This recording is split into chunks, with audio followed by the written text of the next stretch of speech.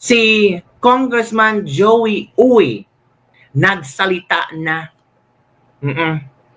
Hindi na niya nakayanan itong mga news ngayon at yung mga di umano'y maling mga istorya hinggil sa pagkatao niya. Kasi nalaman natin na na-cancel or annulled yung proclamation niya, it's because hindi siya natural born citizen o Filipino. Ngayon, talagang hindi na siya mananahimik kabibig. Bulgaran kung Bulgaran na. Oo, ebidensya kung ebidensya na, lapagan na ng ebidensya. Well, inamin naman ni Abante nga siya ang nagsumite na tawag ito, petisyon na ipakansila itong si Joey Uy. Sa isang interview sa Bilyonaryo, talagang inamin ni Abante nga siya ang nagpetisyon na makansila yung candidacy of COC ni na mapawalang visa ni Joey Uy. At ngayon kabibig, for the first time, naglabas ng statement, official statement, si Congressman Joey Uy. Kasi na-proclaim na si Congressman Joey Uy, I think so, mga kabig. I think proclamation na siya. So ito kabibig, ang statement ni Congressman Joey Uy, babasahin natin. Ano kaya maging reaction ni Benny Abante? Well, ang sinabi ni Benny Abante is meron daw kumontak sa kanya, meron daw tumawag sa kanya at nagpakilala na nagbigay ng impormasyon hinggil kay Joey Uy. So eto na kabibig, ang statement ni Joey Uy, basahin natin ha, kung ano ang laman nito. Official Congressman Joey Uy, so meron talagang Congressman Joey Uy ha, 6th District Manila, serbisyo hindi negosyo. Official statement, nakihan natin. Marami po ang lubhang nabahala at nagkaroon ng kalituhan sa inilabas na resolusyon ng Commission on Elections, COMELEC, patungkol sa di umano'y aking questionabling pagkamamayan. O, yan kasi ang nag-ugat kung bakit na ang tawag dito, na-cancel ang kanyang proclamation, na-cancel ang kanyang pagiging congressman sa 6th District dahil sa kanyang pagka-Filipino. Sabi ni Congressman Joey Uy, ipinanganak po ako sa Santa Mesa, Maynila. Ang aking ama ay naturalized Filipino, ngunit ang aking ina ay natural-born Filipino. Oh, so naturalized, baka injecto, tapos isang Filipina. Okay. Kung ang inyong ina ay natural-born at ang Pilipinas ang iyong lupang sinilangan, di ba natural-born Filipino ka? Oh. Ako po ay Pilipino. Lumaki, nag-aral, nanirahan, nagsilbi, at patuloy akong nagsisilbi sa aking mahal na lungsod ng Maynila bilang konsihal ng ilang termino mula pa noong 2004. Hala!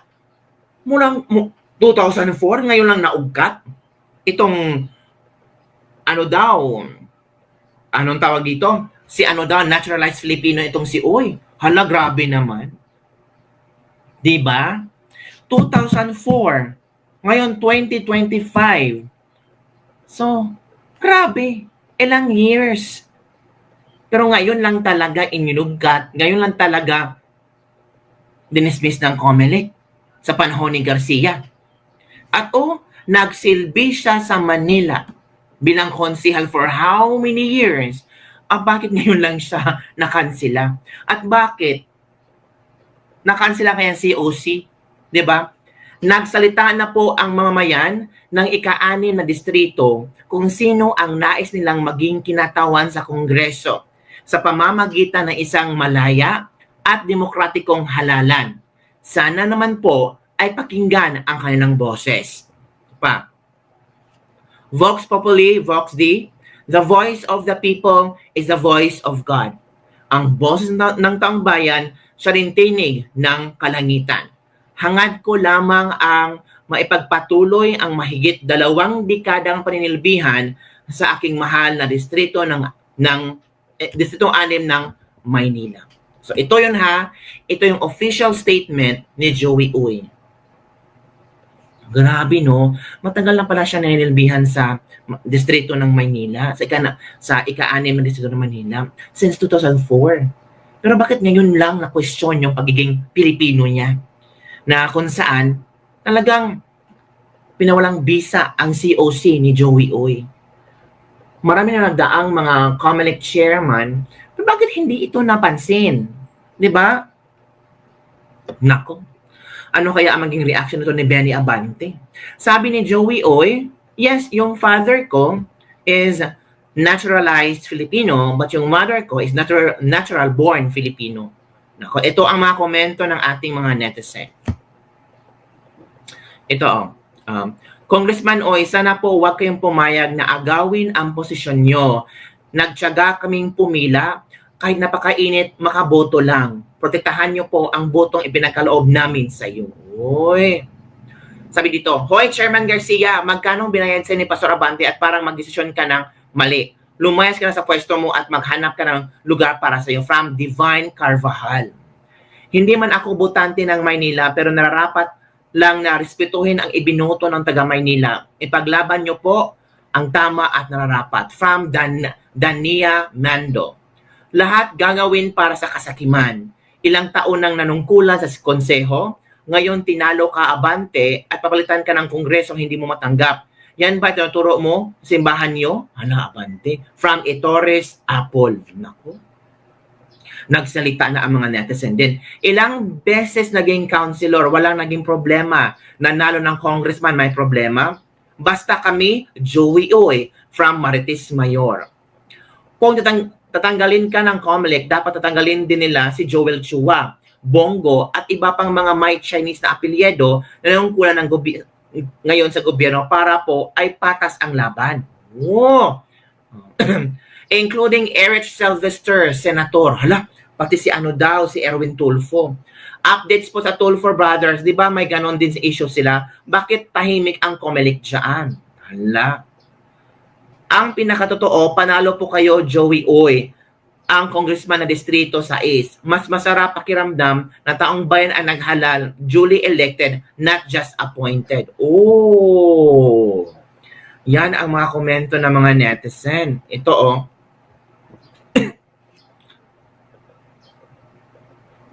Ito sabi dito.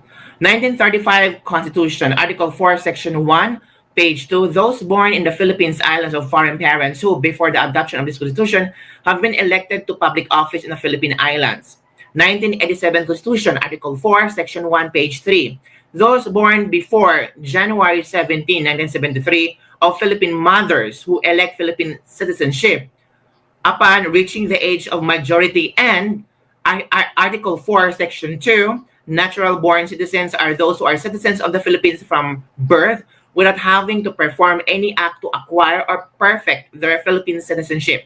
Those who elect Philippine citizenship in accordance with the paragraph 3, section 1, herefore shall be deemed natural-born citizens. Words that need to consider before and deem. From Pogi. Congressman Oy, born year 1963. Congressman Oy, born at Santa Mesa, Manila.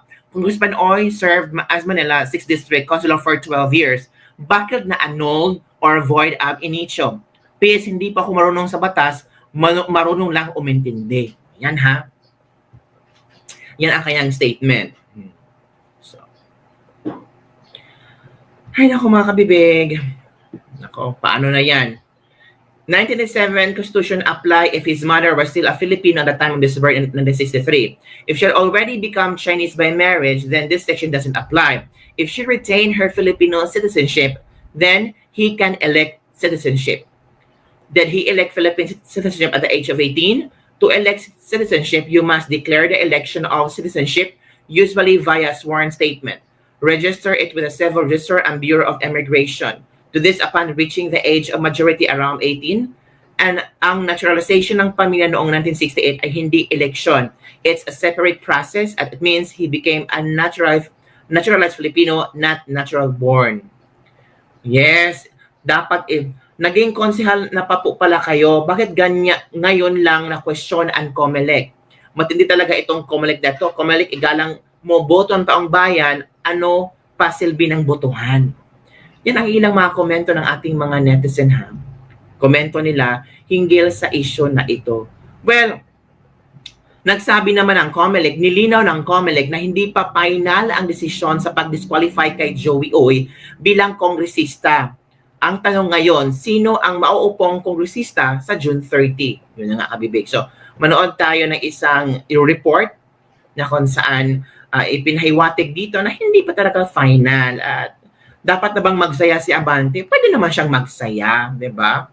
Pero hindi pa fully 100% magsaya siya. Simon Gualvez ng News 5. Kinansela ng 2nd Division ng COMELEC ang kandidatura ni Luis Joey Chua Uy na kumandidato bilang kongresista sa ika-6 na distrito ng Maynila mahigit isang buwan matapos siyang maiproklamang nanalo sa naturang posisyon. Ang sabi ng desisyon, issue ng citizenship ni Uy ang naging ground o dahilan ng kanyang disqualification.